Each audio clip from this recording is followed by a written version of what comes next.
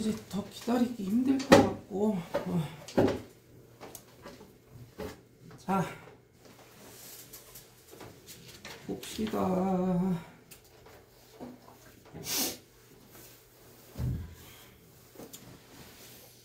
우선 그 지난 시간에 배웠던 내용들 좀 꽤나 많이 까먹었을 것 같은 생각이 좀 들어서 좀 핵심적인 내용들 잠깐 간단하게 복습 좀 해보면 좋을 것 같고. 자, 저번에 설명했던 것들 얼마나 잘 기억하고 있는가 한번 테스트 좀 해봐요. 자, 우리가 앞으로 정적분으로서 이제 어떤 함수의 그래프랑 이제 x축, 그리고 뭐 x는 a라는 직선, x는 b라는 직선, 얘네들에 의해서 둘러싸인 그 공면의 면적 같은 걸 이제 생각해 보라고 하면 걔를 이제 이해하는 그 개념이 이렇다라고 얘기했던 것부터 일단 떠올라야 되는 상황인 것 같지? 어서 오세요. 거기 위에 하나씩 챙겨가시고. 네.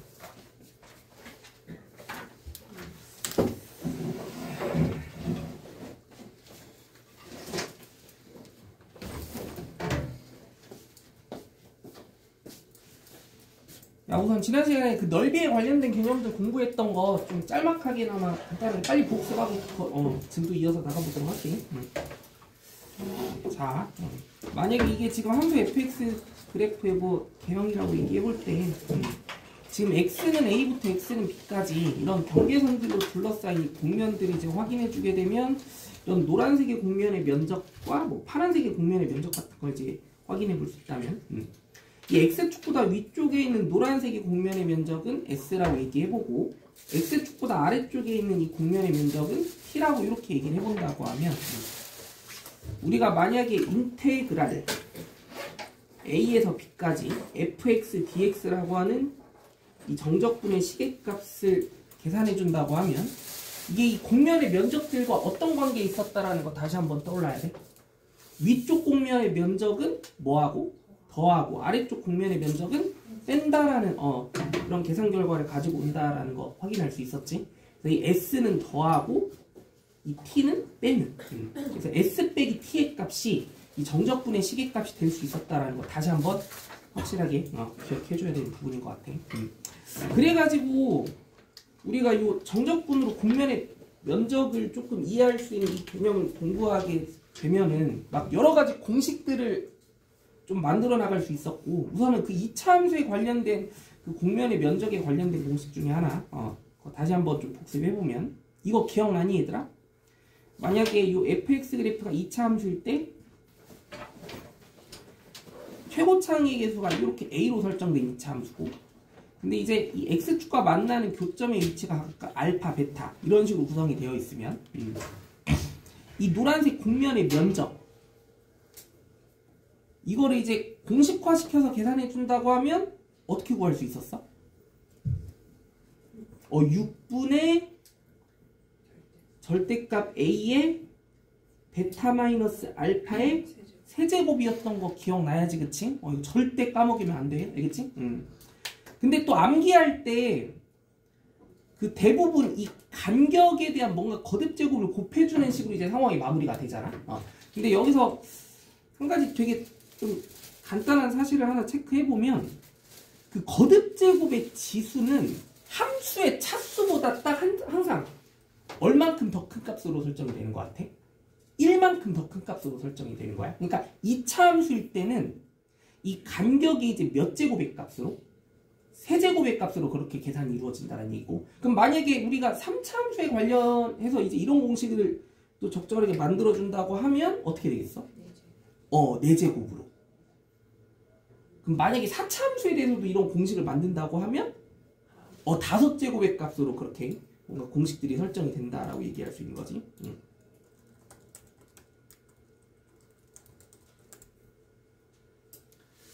자,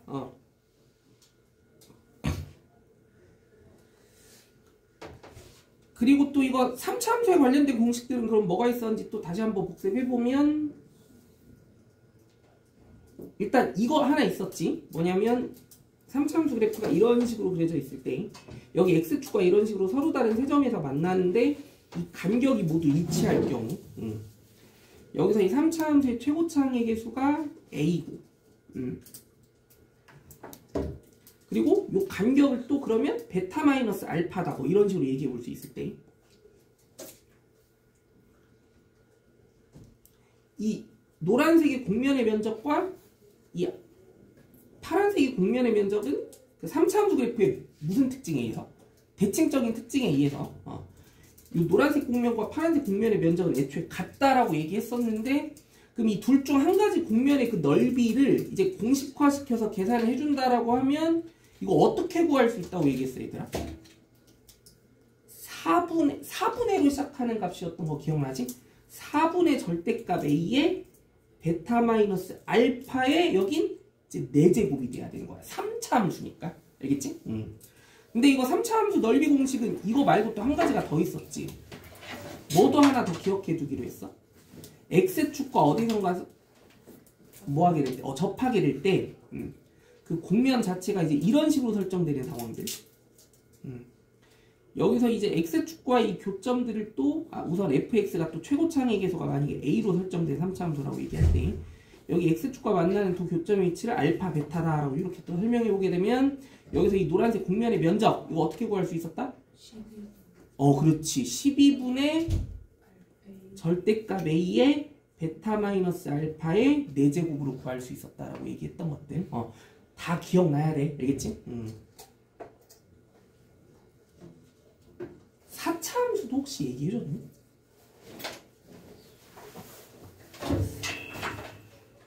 4차 함수도 하나만 욕심내보게. 4차 함수도 이런 넓이 공식이 사실 2가지 정도가 더 있는데 그중 하나라도 한 번 더 암기해보자. 그 4차 함수 같은 경우는 또 넓이 공식이 한 가지가 뭐가 더 있냐면 그 4차 함수 그래프 개형 중에 이런 개형 기억나? 막 이렇게 뭔가 어떤 특정한 한 지점에서 아래로 블록했다가 갑자기 위로 블록해지는 순간이 오면서 여기서 만약에 미분계수가 0이 되는 현상이 발생하는 그런 이미지의 곡선이라고 얘기해주게 되면 만약에 저런 형태의 4차 함수 그래프가 이런 느낌으로 그려져 있을 때 그러니까 여기 그 미분계수가 0을 찍는 지점에서 x축이랑 뭐 하면서 접하면서 x축과 또 어디선가 만나긴 하는데 거기서 이제 스쳐 지나가는 이런 느낌의 이미지가 됐을 때 근데 이런 4차 함수는 사실 뭐 최고차항의 개수를 일단 a라고 잡는다고 하고 여기 x축과의 교점들을 알파, 베타다라고 설정해주게 되면 이거 식도 만들 줄 알아야 돼. 이거 식 혹시 어떻게 만드는지 알아? 일단 당연히 x-알파랑 x-베타가 있긴 있어야 될 거잖아.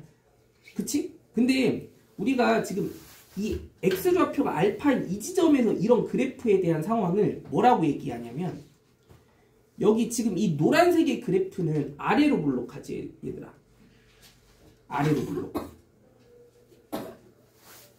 근데 이제 그 이후의 그래프의 어떤 이미지는 갑자기 위로 블록해지는 현상 발생한 거 확인해 볼 수 있어 없어?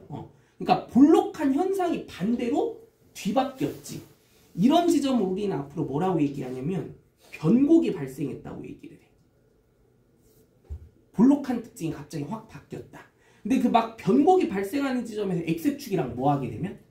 접하게 되면 너희들이 이걸 수식으로 반드시 알고 있어야 되는 중요한 상식 중에 뭐가 있냐면 상식 중에 하나가 뭐가 있냐면 그 변곡이 발생하는 지점에서 x축이랑 만약에 접한다면 여기서는 그 알파 x-알파라는 인수는 반드시 세제곱의 인수를 취해야 된다는 거 반드시 알고 계셔야 돼요. 오케이? 그럼 사실상 이 fx에 대한 수식 자체가 a x-알파 x-알파의 세제곱에 x-베타와 같은 이런 식의 곱으로 그렇게 세팅되어 있을 때 이 보라색 곡면의 면적 이거 구해보라고 하면 이것도 지금 되게 자주 나오는 그런 곡면의 면적 중에 하나라서 이것도 사실 공식화시켜서 알고 있는 게 좋기는 해. 이거는 뭘까? 얘는 20분이에요. 20분의 절대값 A에 베타 마이너스 알파의 몇 제곱이겠어? 5제곱이라고 이렇게 기억해주면은 이러한 형태의 넓이도 공식으로 한 번에 구할 수 있는 방법이 될 수 있겠다는 거. 알겠지? 그래서 최소 이 정도는 다 알고 있어야 돼. 그러니까 지금 설명해준 공식들이 지금 몇 개가 있어? 4개가 있지, 4개. 이 2차 함수 넓이 공식, 3차 함수 넓이 공식 2개, 4차 함수 넓이 공식 하나. 그 4가지 공식 정도는 어떻게든 머릿속에 빨리빨리 주입해줄 필요가 있다는 거. 알겠지? 굉장히 유용한 공식들이기 때문에.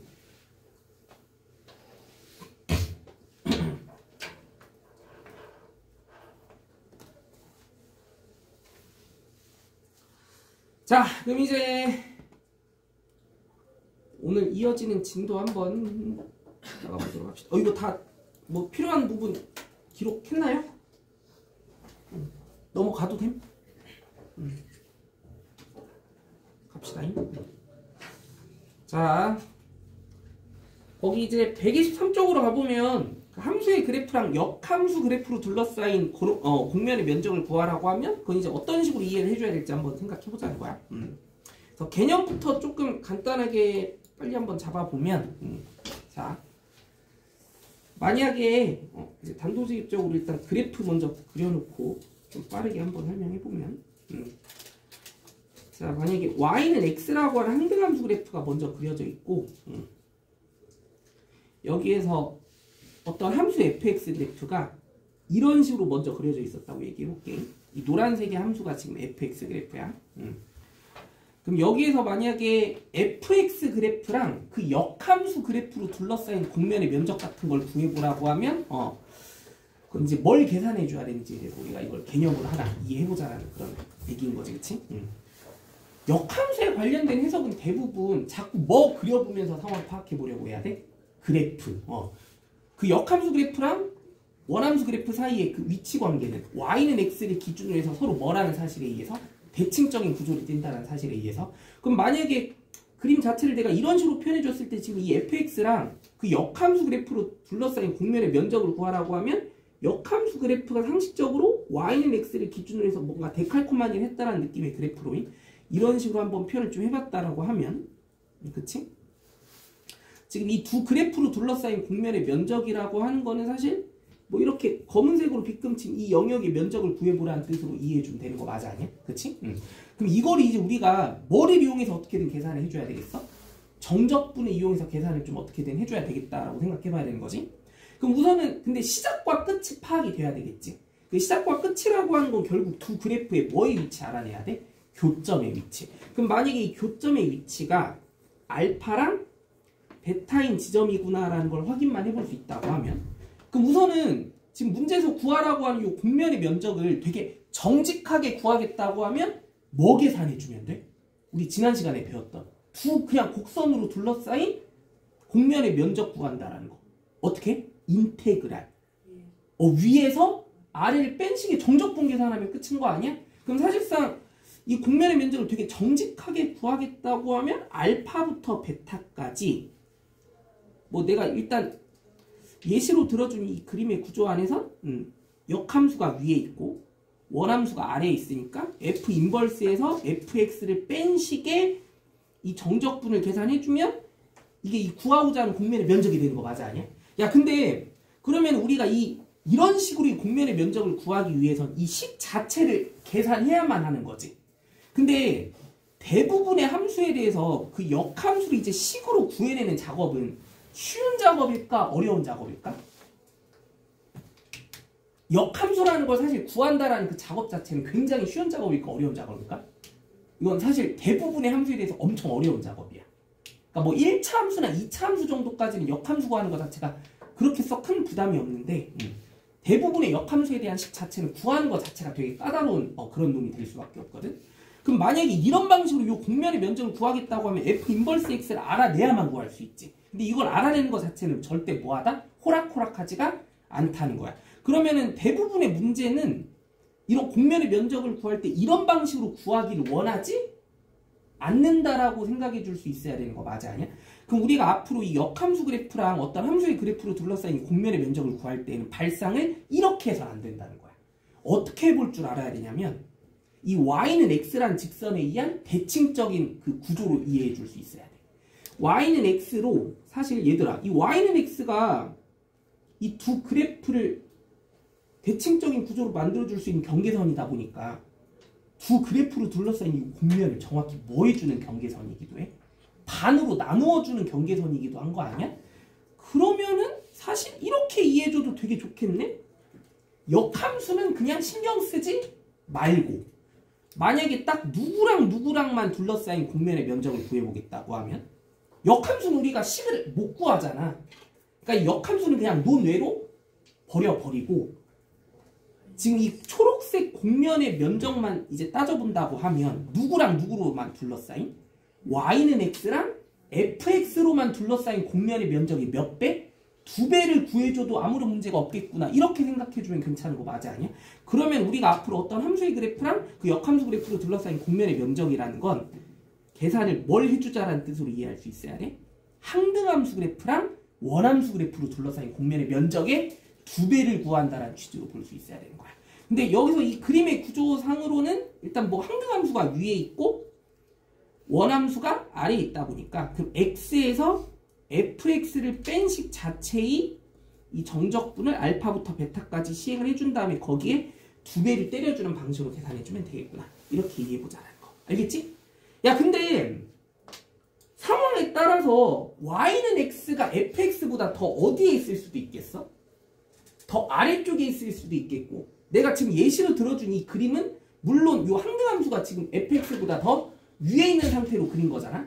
그럼 누가 더 위에 있고 누가 더 아래에 있는지에 대한 의미만 좀 확실하게 파악해가면서 아무튼 항등함수 그래프랑 원함수 그래프로 둘러싸인 곡면의 면적이 몇 배? 2배를 구하는 방식으로 함수의 그래프랑 역함수 그래프로 둘러싸인 곡면의 면적을 잘 계산해 주시면 되겠다라는 그런 얘기인 거야. 알겠지? 자, 연습 하나 해보자. 거기 21번에 2번 문제 한번 빨리 풀어봐. 우선 그림부터 그려보면서 생각 천천히 해봐. 이 정적분 파트는 일단 특히 더더군다나 넓이 구하라고 한 이런 문제들은 대부분 우선 그림으로 상황 어느 정도 파악해보는 작업 필요한 거고 그림 그리는 연습도 할 겸 그림 그린 다음에 문제 어떻게 풀어줘야 되는지 한번 잘 고민해보고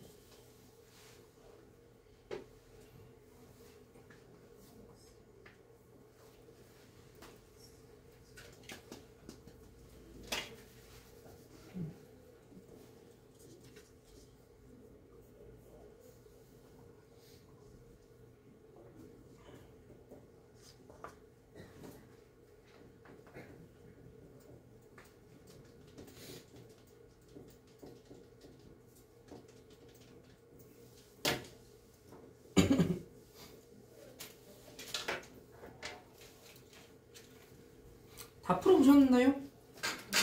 아직이요?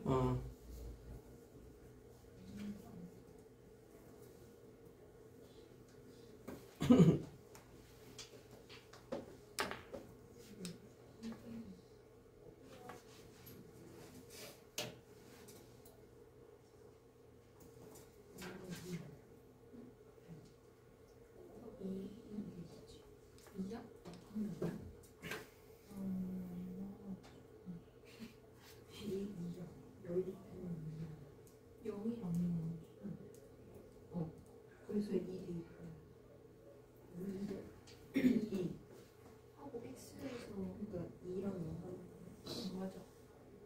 x 빼기 2분의 1 x 제곱. 이거 알아? 아 그게 2 아니네. 그거는 자, 같이 한번 볼까요? 자, fx는 2분의 1x제곱이래. 근데 x가 0보다 큰 범위만 정의하자고 나와 있고, 그래서 그 fx의 그래프부터 간단하게 한번 나타내보면, 뭐 이차함수 그래프 그리는 거 뭐 어려운 거 없잖아요. 지금 이런 식으로 노란색의 곡선의 그래프 적당히 잘 그려주시면 fx 그래프 표현해주게 되는 상황인 거고. 근데 이제 얘 무슨 함수를 등장시켜야 돼? 역함수를 등장시켜야 된대. 그래서 이제 이 fx 그래프랑 그 역함수 그래프로 둘러싸인 곡면의 면적을 구하라고 하고 있는데, 그럼 여기다가 그 gx라고 하는 그 역함수 그래프를 직접 그려본다고 하면 y는 x를 기준으로 해서 이렇게 적당히 데칼코마니를 한 그런 곡선의 그래프를 그려주시면 이게 이제 뭐 gx 그래프의 적절한 개형이다라고 얘기해 볼 수 있게 될 거고, 그럼 문제에서 일단 묻는 거는 이 노랭이 곡선과 파랭이 곡선으로 둘러싸인 이 곡면의 면적 구하라는 얘기잖아. 그치? 근데 이거를 그럼 어떻게 구할 것인가에 대한 생각은 이제 어떻게 해보셔야 된다? 우리는 지금 gx를 구하기가 너무 힘든 상황이야. 그러면 상황을 좀 간접적으로 어떻게 끌고 갈 수 있어야 되는 거냐면 y는 x라는 이 경계선이 우리가 지금 구하고자 하는 곡면의 면적을 정확히 먼띵해주는 반띵해주는 경계선이다라는 거 알고 있으니까 y는 x랑 이 파랭이는 이제 전혀 신경 쓰지 말고 이 y는 x랑 이 노란색의 곡선 fx는 2분의 1x제곱 이 둘로만 딱 둘러싸인 곡면의 면적을 구해준 다음에 거기에 몇 배 하자? 2배를 취해주는 식으로 얘기해보자. 그러니까 이 빨간색 곡면의 면적의 2배를 구하는 식으로 계산 마무리해보자라는 거지. 그럼 이 빨간색 곡면의 면적은 이제 정적분으로 계산해보겠다고 하면 일단 반드시 뭐를 파악해주는 게 필요했던 거야? 교점. 이 노란색과 보라색의 그래프의 교점의 위치. 그러면은 이거 y는 x랑 2분의 1x제곱 연립해줄 필요 있었던 거지? 연립하면 뭐 나와? 0이랑 2 나오죠? 그래서 요거 교점의 좌표가 0이랑 2에서 맞는다라는 거 확인 가능했으니까 그럼 이제 우리가 계산해줘야 될 정적분은 0부터 2까지 누구에서 누구 뺀 거? x에서 2분의 1x제곱을 뺀 식의 정적분을 계산해주고 거기에 2배만 해주면 문제에서 구하는 답이 딱 나올 수 있었다는 거. 이건 이제 계산 다 알아서 마무리할 수 있지? 오케이? 자, 오른쪽으로 넘어가 봅시다. 딱 한 문제만 더 풀어볼게. 거기 4번 문제도 빨리 풀어봐. 이번에는 3차 함수야. 3차 함수 그래프 그리는 것도 간단하게 연습해 볼게요. 자, 빨리 해보세요. 이제 오늘 진짜 진도 싹 다 끝낼 거야, 이제. 이게 끝이에요? 네, 이게 끝이야. 이제 뒤에 속도가 속도까지. 가속도까지 끝나요? 오늘 싹 다 끝내야지. 깜짝 놀랐네. 얼마 안 남았어. 근데 이제 문제를 못 풀겠어. 나 아직 안 빌더. 어디까지 해봤어? 극대극소득 거기부터 시작하고 있는 거야? 아, 그러면 적분 그쪽이 잘한대? 맞아. 난이도 하부터 일단은 착실하게 쭉 해나가 봐야 돼.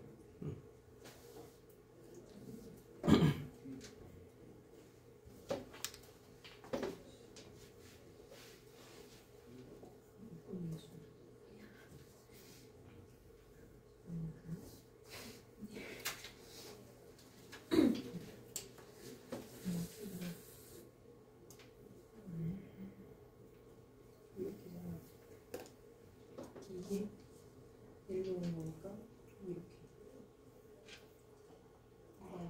대충 그리면 되잖아. 맞죠, 이거 근데 대충 그리는 게 맞아, 이거.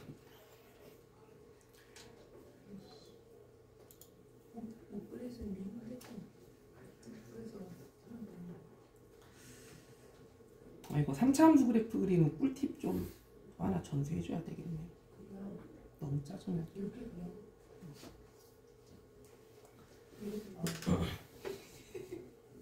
이쪽이 그처럼 연립해서 구하는 거잖아.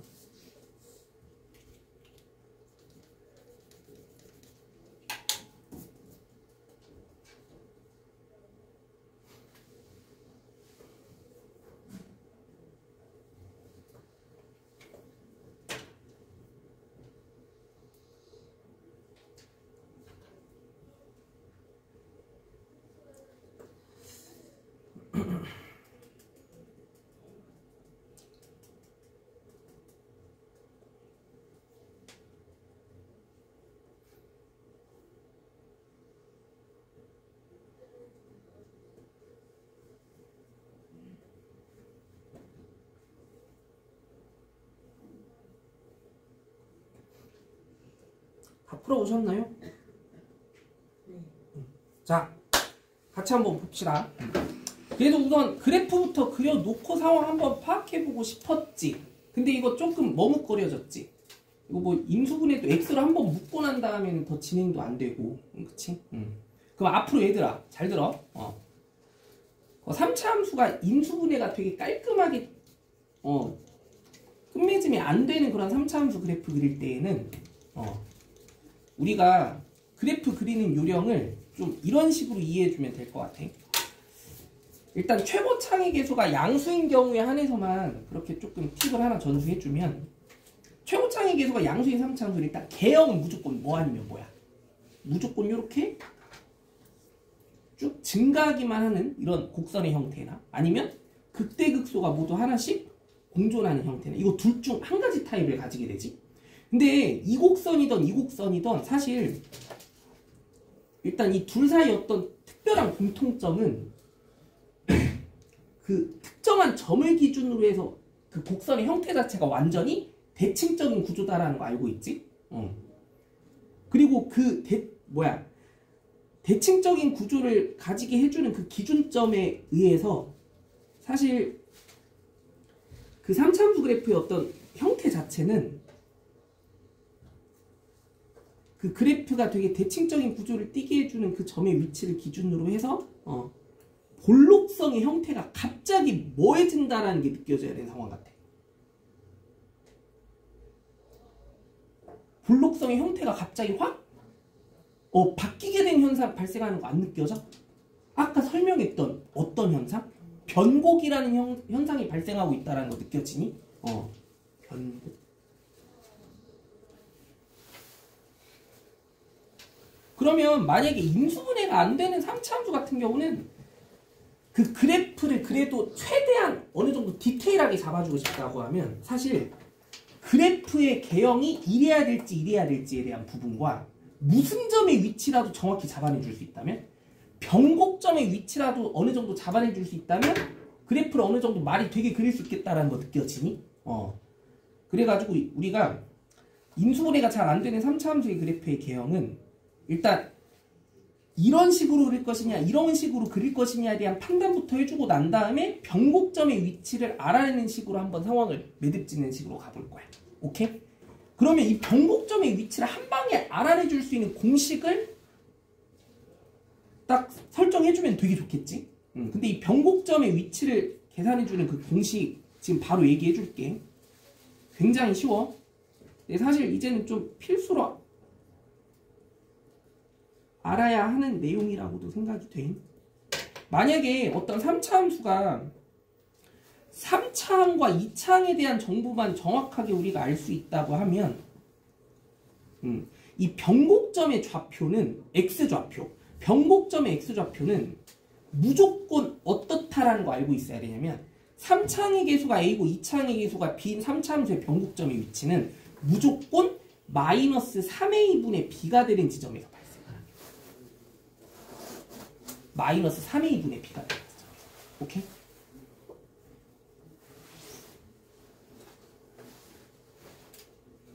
그러면 잘 들어봐.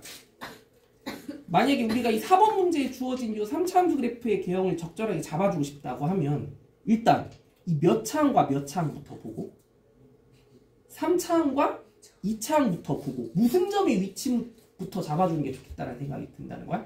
변곡점의 위치. 야 그럼 이 문제상에 주어진 fx의 변곡점은 어디에서 세팅이 돼야 돼? x좌표가 3분의 몇인 지점에서?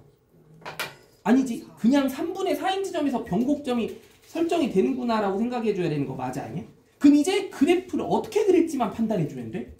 이걸로 그릴지 이걸로 그릴지만 파악해주면 되는 거 맞아 아니야? 근데 이걸로 그릴지 이걸로 그릴지에 대한 판단의 기준은 뭐야? 프라임의 무슨 식? 판별식. 프라임의 판별식이 0보다 크냐? 작거나 같냐지? 맞아 아니야? 극대극소가 있냐 없냐인 거잖아. 근데 이거 프라임이 어떻게 돼? f 프라임 x가 지금 3x제곱 마이너스 8x 플러스 5죠. 근데 얘 판별식이 지금 계산을 해보면 어떻게 돼요? 16 빼기 15. 판별식이 0보다 큰 거 확인 가능하지? 그럼 이제 우리가 그려줘야 될 그래프의 적절한 개형은 어떤 느낌이었던 거야? 뭔 소리야? 잠깐만. 판별식이 0보다 크게 나온다고? 맞네. 미안해. 판별식이 0보다 크게 나오지?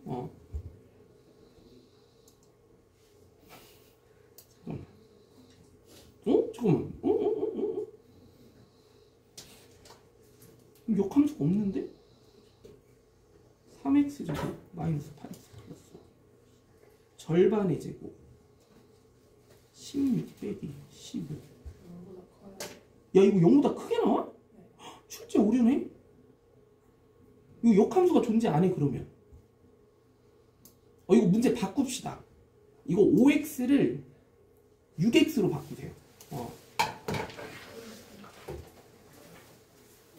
이렇게 되면 그럼 판별식이 얼마가 돼?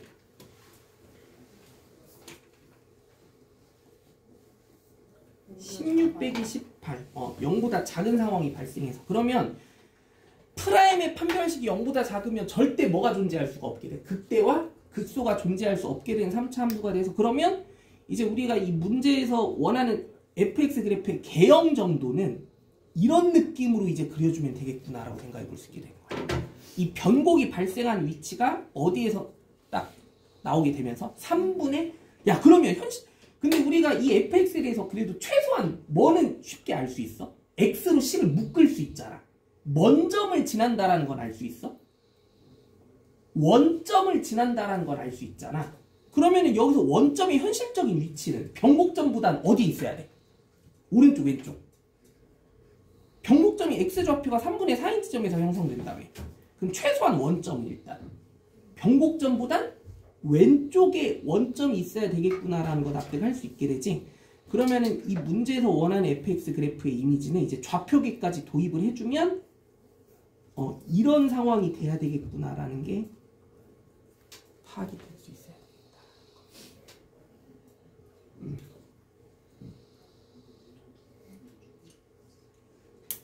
자, 그러면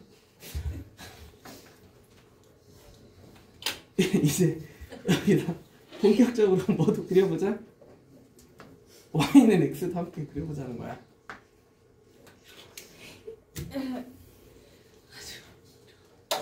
자, y는 x. 근데 이 y는 x를 그릴 때 이 3차 함수랑 어떤 식으로 위치 관계를 가지는가 생각해가면서 그려야 되겠지? 그럼 사실 뭐부터 해주는 게 좋았겠어? 연립부터 해주는 게 좋았을 거야.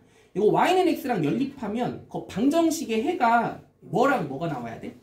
x랑 x제곱 마이너스 4x 플러스 6. 얘가 0이 되게 한 x랑 얘가 0이 되게 한 x로 나와야 되잖아.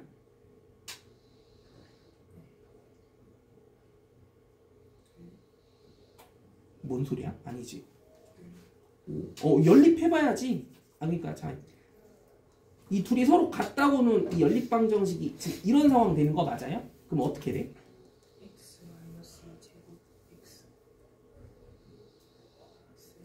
이거 문제 완전 개판이네. 이렇게 되면은 잠깐만, 역함수랑 얘랑 둘러싸인 부분 자체가 안 생기잖아. 잠시만. 야, 이거 그냥 출제 그냥 이건 출제 미스다 이건. 이건 그냥 미안해. 이거는 그냥 아예 풀지 마. 이거는 뭐 함수 자체를 아예 좀 다른 걸로 확 풀어줘야 풀리는 문제가 돼버려서. 뭐 4번 빼세요 그냥. 나중에 다른 문제 한번 직접 같이 풀어보는 걸로 할게요.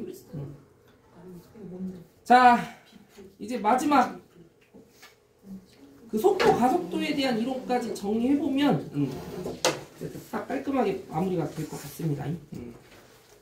자, 그럼 이거 사실 미분 파트에서 배웠던 속도 가속도에 대한 개념들부터 생각이 나야 사실 여기가 이제 스무스하게 다 잘 이해가 될 수 있는 상황들인데, 야, 그 미분 파트에서 배웠던 그 위치함수, 속도함수, 가속도함수 개념 기억나? 미분에서 배웠던 내용 다시 한번 정리해볼게. 빠르게. 자, 우리가 만약에 수직선 상에서 그 시간의 변화에 따라 막 움직이는 물체의 그 위치를 가지고, 그러니까 t초 후에 그 수직선상에서의 위치를 xt라고 하는 t초 후 수직선상에서 어떤 점 P의 그 위치를 나타내주는 그러니까 좌표를 나타내주는 그런 어떤 t에 대한 함수의 함수값을 이제 xt다라고 이렇게 놔주게 되면 이런 식으로 그 움직이는 점의 위치 자체를 표현해준 어떤 함수를 이제 우리가 흔히 위치 함수다라고 얘기하기로 했었다는 거 기억나야 되는 거고, st라고 더 많이 쓰니까 st라고 써볼게. 그럼 이런 st라고 하는 어떤 하나의 함수 자체가 이제 t초일 때 그 수직선상에서 점 P의 좌표를 설명해주는 어떤 하나의 위치를 설명해주는 함수다라고 얘기했을 때 이런 게 이제 바로 개념 자체가 위치 함수다라고 얘기해주는 개념이었던 거고, 근데 우리가 이 위치 함수를 뭐 때린다고 하면 미분 때린다고 하면 그거를 뭐라고 불러왔었다라는 거 기억나야 돼? 그 점 P의 무슨 함수? 속도 함수라고 불러왔었다라고 얘기했던 거 기억나? 정의야 이건 따질 게 아니고. 일단 수직선상에서 움직이는 그 점의 그 좌표를 가지고 함수를 그 시간에 의한 함수식을 하나 만들었을 때 그 함수를 무슨 함수다라고 언급을 해주는 순간부터 위치 함수다라고 언급을 해주는 순간부터 그 위치 함수를 시간에 대해서 이제 뭐 때리면 미분을 때리면 일단 새로운 한 가지 개념 무슨 함수라는 개념이 만들어지고 속도 함수라는 개념이 만들어졌었다라는 거고, 근데 이제 그러면 이 속도 함수를 vt라고 하는 기호로 나타내준다고 하면 그 v를 다시 뭐 때린 게 또 미분을 때린 게 뭘 만들어낸다는 것까지 기억해 줄 수 있었어야 돼. 가속도라는 함수를 만들어줬었다라는 것까지 기억해 줄 수 있어야 된다는 거. 야, 너네 혹시 위치 함수 자체도 혹시 지금 잘 안 와가? 일단 위치 함수를 그럼 예시를 한번 들어볼게. 만약에 t초 후에 그 점 P의 좌표를 설정해주는 위치 함수 st에 어떤 예시를 하나 들어보면, 만약에 어떤 위치 함수식이 3t 플러스 1과 같은 식으로 구성이 됐다고 얘기해볼게. 근데 이 t라는 변수는 지금 시간에 의한 변수잖아. 그러면 시간에 의한 변수는 최소한 뭐보다는 크거나 같아야 돼? 0보다는 크거나 같아야 되지. 그래서 0보다 크거나 같을 때 수직선상에서 t초 후에 이게 지금 t초 후에 점 P의 위치를 설명해주는 이미지라고 얘기했을 때 t초 후의 위치, 그걸 이제 우리가 st라는 함수식으로 보겠다라고 얘기를 할 때 그 st를 이제 몇 t 플러스 몇이라고 얘기해주면 3t 플러스 1이라고 예시를 한번 들어보면 이 물체의 움직임이 지금 어떤 상황인지 한번 생각해보자는 거야. 야, 빵초일 때는 점 P는 어디에 있는 거야? 그러면 수직선상에서 좌표가 1인 지점에 있다는 거야. 2초일 때는 7인 지점에 있다는 거고, 3초일 때는 10인 지점에 위치해 있다. 그런 의미를 설정해주는 이제 함수식이 된다는 거지. 말 그대로 이제 우리가 시간의 변화에 따라서 점 P의 뭐를 확인해 줄 수 있는 지표가 되는 거야? 위치를 확인해 줄 수 있는 지표가 된다는 거야. 이 t에 대한 함수식 하나 자체가. 그래서 이 함수를 우리는 앞으로 계속 무슨 함수라고 불러왔다는 거야? 위치 함수다라고 불러왔다는 거야. 그럼 얘를 뭐 때린 게? 미분 때린 게 속도 함수라는 개념이었던 거고, 그 속도 함수를 또 미분 때린 게 가속도 함수라는 개념이었다는 거지. 그럼 이거 한번 미분 때려보면 vt는 뭐가 돼? 그냥 3이 되지. 그럼 요 점 P의 속도는 사실 시간에 관계없이 무조건 3으로 뭐하다라는 결론이 나온다. 일정하다라는 결론이 나오는 거고, 그럼 얘를 한 번 더 미분 때려보면 가속도까지 끌어낼 수 있을 텐데, 그럼 가속도는 뭐가 돼? 그러면 사실상 지금 이 움직이는 물체 P의 가속도는 시간에 관계없이 또 뭐로 일정한 상황이었다는 거야? 0으로 일정한 상황이 돼야 그런 얘기였다. 이렇게 이해해주는 개념이 위치함수, 속도함수, 가속도함수에 대한 개념이었어. 맞지? 야, 그러면 사실 이제 우리가 적분이라는 게 마치 어떤 느낌의 연산이었다는 걸 이해해 줄 수 있으면 미분의 역연산, 미분을 뭔가 거꾸로 행해준다는 느낌의 연산이었다는 걸 이해해 주게 되면 이제 어떤 사실도 당연하게 인정해 줄 수 있어야 되냐면, 위치를 미분 때린 게 속도잖아. 그럼 속도를 뭐 때리면 뭘 구할 수 있겠어? 속도를 적분 때리면 위치를 구할 수 있게 되는 거야. 다 인정해 안 해? 그럼 가속도를 적분 때리면 속도를 구할 수 있게 된다는 거고. 너무 당연한 얘기지. 개념은 이게 끝이야 일단. 오케이? 문제 한번 몇 가지 풀어볼게요. 자, 잘 봐봐. 거기 그냥 23번 문제로 한번 바로 가볼게. 잘 보세요. 자, 23번. 수직선상에서 적당히 왔다 갔다 움직이는 점 P에 대해서 시각에 따른 일단 무슨 함수를 제시해 줬어? 속도 함수를 제시해 줬지? 그럼 우리는 이 속도 함수만에 의해서 이제 뭐를 지금 이것저것 판단해 보라고 하고 있니? 위치의 변화량이라던가 뭐 실제로 움직인 거리라던가 이런 것들을 지금 판단하라고 나와 있는 상황이야. 그럼 이제 이런 상황에는 이제 우리가 어떤 식으로 대처해 줘야 되는지 한번 알아본다고 하면, 사실 일단 1번 물음에 답을 하려면 무슨 함수 자체가 절실하게 필요하다는 느낌이 들어? 위치 함수가 되게 절실하게 필요하다는 느낌이 드는 상태인 거 맞아 아니야? 그럼 너희들이 해줘야 될 되게 당연한 작업은 뭐였을까? 속도 함수에 대한 정보로부터 위치 함수식을 끌어내려고 했어야 돼. 당연한 거 맞아 아니야? 근데 이 위치 함수는 속도 함수를 뭐 때리면 구할 수 있는 개념이야? 적분 때리면. 그리고 적분에 어떻게 돼? 2분의 3t제곱 마이너스 3분의 t세제곱. 근데 조심해야 될 게, 그렇지, 적분상수 C의 존재성. 근데 무슨 점에서 출발한대? 원점에서 출발한다고 나와 있지. 원점에서 출발한다는 것 자체가 하나의 조건이자 정보인 거지. 이거는 뭘 얘기해주는 정보인 거야? S. 0은 0이라는 의미를 제시해주는 정보기도 하구나라는 거 느껴져야 되는 거 확인돼? 그럼 사실상 이 속도 함수를 적분 때렸을 때 위치 함수에서 우린 이 적분 상수 C를 0으로 잡아야 되는구나라는 것까지 이해해줄 수 있었어야 했던 거야. 이거 납득되니 안 되니? 이해돼요? 그럼 이제 1번 문제는 뭐 구하면 돼? 1초일 때 위치와 4초일 때 위치의 어떤 차이를 구하라는 얘기지. 변화량이라는 건 개념 자체가 뭐야? 변화량이라는 건 흔히 이제 우리가 델타라고 그렇게 표현해왔던 거고, 그 순간 각각의 순간에서의 값들끼리의 차를 구하라는 얘기지. 그러니까 이 문제에서 묻고 있는 1초에서 4초까지 전 P의 위치의 변화량을 구하라는 얘기는 뭐 구하라는 개념인 거냐면 S 뭐에서? S4에서 S1의 값을 직접 뺀 값이 얼마냐라는 걸 묻는 이런 질문이었다고 볼 수 있었어야 돼. 이거 이해되지?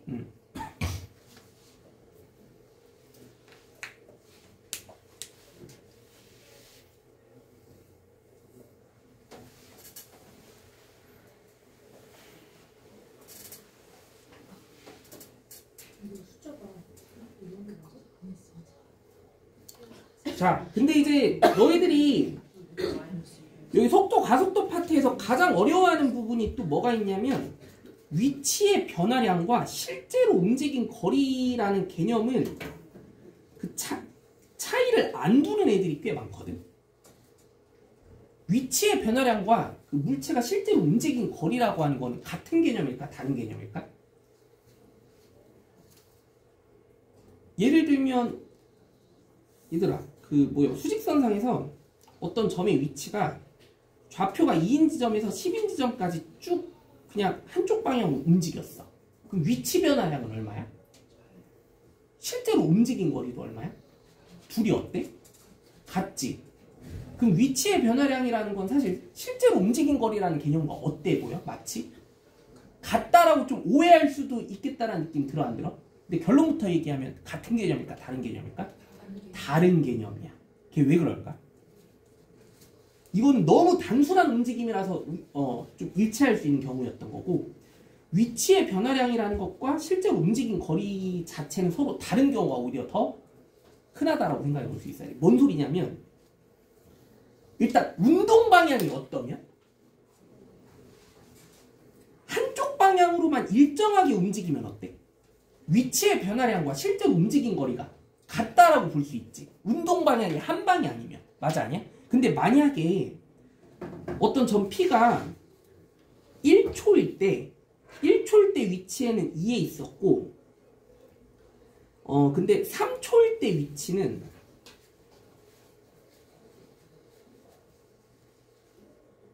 4인 지점에 있었고, 2초일 때 위치.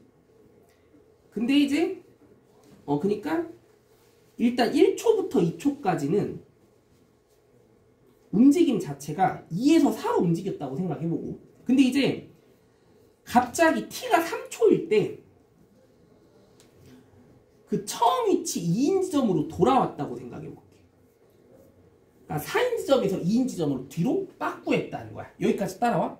근데 이제 3초부터 이제 5초까지 이제 t가 5초일 때는 갑자기 x좌표가 얼마인 지점으로?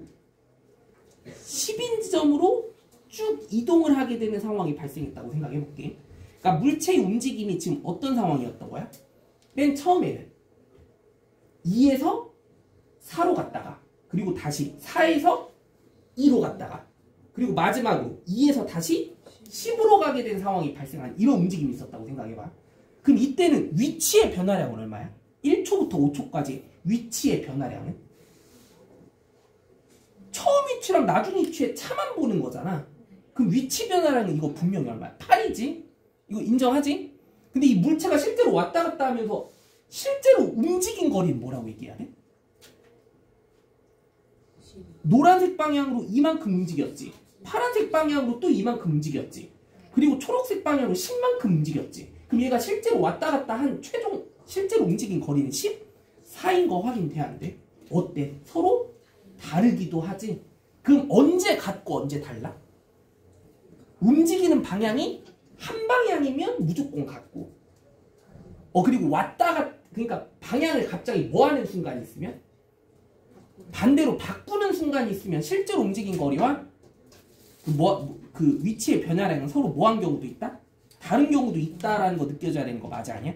그럼 우리가 항상 그 몇 초부터 몇 초까지 전 P가 실제로 움직인 거리를 구하라는 문제가 딱 나오게 되면 뭐 관심 있게 봐야 돼? 운동 방향이 바뀌는 순간이 있는지 없는지를 반드시 파악해 봐야 돼.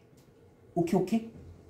그러면은 자, 근데 또 운동 방향이라는 건 그 개념이 뭐랑 되게 연관이 깊은 내용이었어.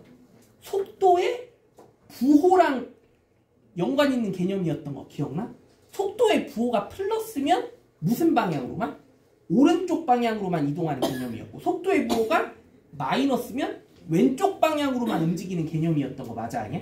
그럼 우리가 이런 실제로 움직인 거리를 파악할 때에는 뭐 반드시 확인해주는 작업이 필요해? 속도의 부호가 바뀌는 순간이 있는가 알아보는 작업. 그 시간 내에서. 이거 이해되니 안 되니? 그러면 속도의 부호가 바뀌는 순간이 있는지 정확하게 알아보고 싶다고 하면 사실 가장 심플하고 좋은 방법은 뭐였을까? 시간에 의한 속도함수 그래프를 그려보는 거야. 근데 지금 속도함수가 지금 뭐라고 제시돼 있어?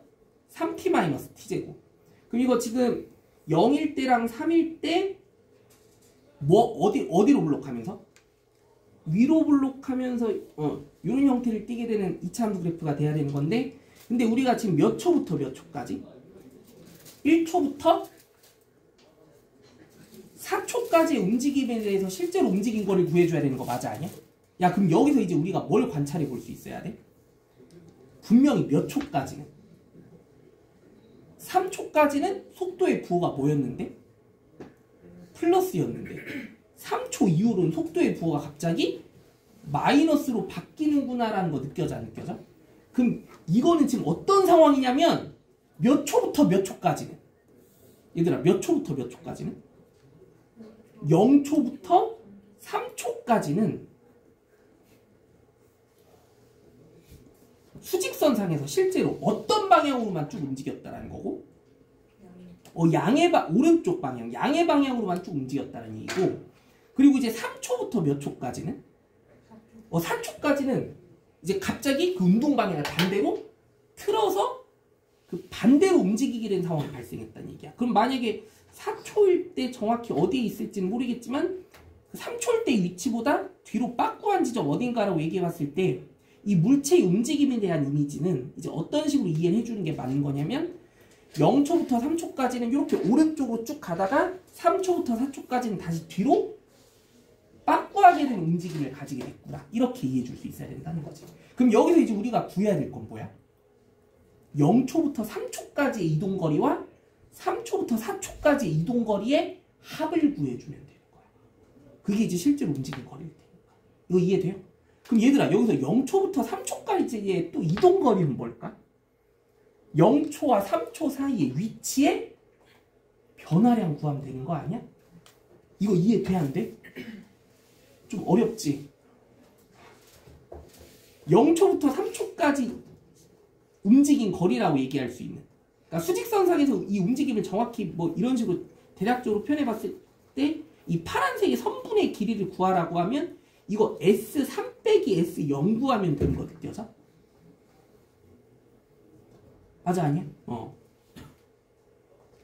그러면 이 빨간색 선분의 길이는 몇 초일 때와 몇 초일 때의 위치의 변화량 구해주면 돼?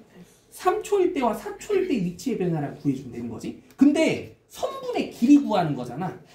그러면은 거기서 우리가 위치의 변화량을 계산할 때에는 오른쪽 위치에서 왼쪽 위치를 빼는 게 맞는 거 맞아 아니야? S3에서 S4를 뺀 값이 빨간색 선분의 길이가 될 거라는 거고. 이제 우리가 계산해줘야 될 시계값은 S3 빼기 S0과 S3 빼기 S4의 합을 계산해줘야 되는 게 우리가 해줘야 될 작업이었다라고 볼 수 있습니다. 여기까지 따라와요? 자, 근데 또 이제 더 중요한 사실 보여줄게. 자, 얘들아. 거기 1번에서 사실 우리가 운동 방향이 일정할 때 이렇게 뭔가 위치의 변화량 구하라고 하는 이런 상황은 이 속도 함수 자체가 애초에 이 위치 함수라는 것의 개념 자체가 애초에 그 속도 함수의 뭐였어? 부정적분이었지. 그럼 S4에서 S1을 뺀 값은 사실 속도 함수의 입장에서 뭐를 계산하는 느낌이라고도 볼 수 있게 될 것 같아? 정적분을 구하는 계산 과정이다라고 또 느껴질 수 있는 거 혹시 받아들여져? 이거 이해돼 안 돼? 위치의 변화량이라는 개념은 사실상 속도 함수의 뭐를 계산하는 과정이랑도 똑같다라고 느껴질 수 있어야 돼? 정적분을 계산해 준 값이다라고도 볼 수 있어야 되는 거야. 확인돼요? 그러면 여기서 사실 이 S3 빼기 S0이라고 하는 0초부터 3초까지의 요 이동거리라고 얘기할 수 있는 위치의 변화량은 이 속도 함수의 입장에서 0부터 3까지의 뭘 계산해줘도 될 일이었던 거야? 정적분을 계산해줘도 될 일이었던 거지. 그럼 그게 사실 정적분을 이 속도 함수 그래프를 그렸을 때 뭐의 개념으로 보겠다고 하면 넓이의 개념으로 보겠다고 하면 요 선분의 길이라고 얘기할 수 있는 이 파란색의 이동거리는 이 공면의 면적을 구해도 되겠다라는 거 인정해 안 해? 그럼 사실상 이 빨간색 선분의 길이는 그럼 뭐겠어? 3초부터 4초까지의 정적분 요 공면의 면적으로 이 길이를 또 구할 수도 있게 되는 거야. 그럼 사실상 이 0초부터 4초까지의 실제로 움직인 거리는 위쪽 공면의 면적과 이 아래쪽 공면의 면적의 합을 구해주면 되는 개념이라고도 그렇게 이해해 줄 수 있어야 됩니다. 알겠지? 조금만 쉬었다 합시다.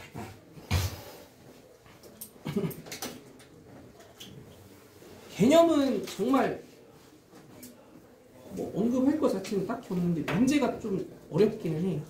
이게 과학적인 개념이 많이 깃들어 있는 내용들이라.